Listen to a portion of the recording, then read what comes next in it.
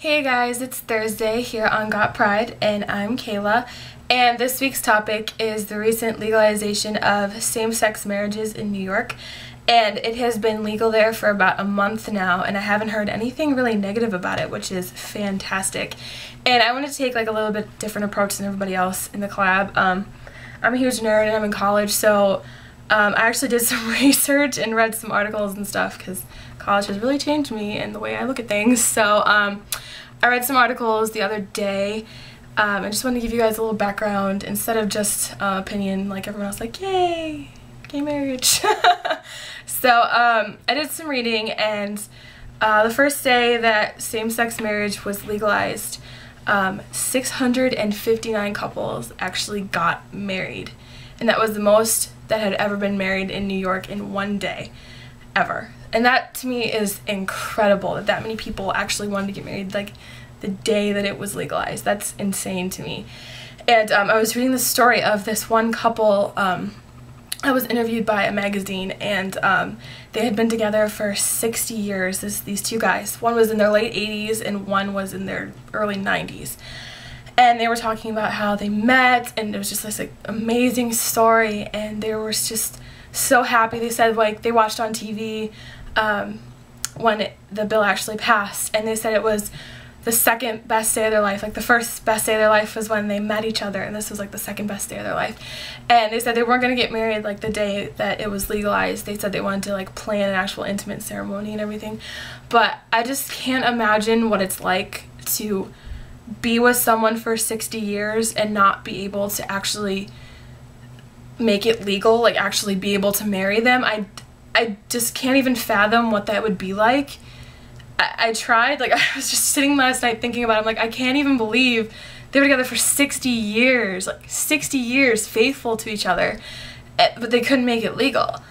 And they didn't want to like leave their state to go to another state to make it legal. They just wanted to just wait it out, and I was so happy that they got to live to see the day where they could actually be married, and that just really warmed my heart and made me just feel so good. And another thing I wanted to look at was like the main reason why they didn't want to make it legal, because I knew in 2009 they had proposed to make same-sex marriage legal, but it didn't pass. So I wanted to look at, you know, why it didn't pass. And their main argument was they didn't want to make it look like they were degrading the definition of marriage. And that didn't really sit well with me, because I think that straight people have kind of done that on their own. Like the image that popped into my head was like, you know, people that go to Vegas and get like super wasted and they meet some random girl and they go to that chapel where they get like married by the Elvis impersonator, and then they wake up the next day and go, oh, did we get married? And then like hours later they're divorced, and legally like on paper that's a marriage. But those guys who were together for 60 years, they couldn't technically get married.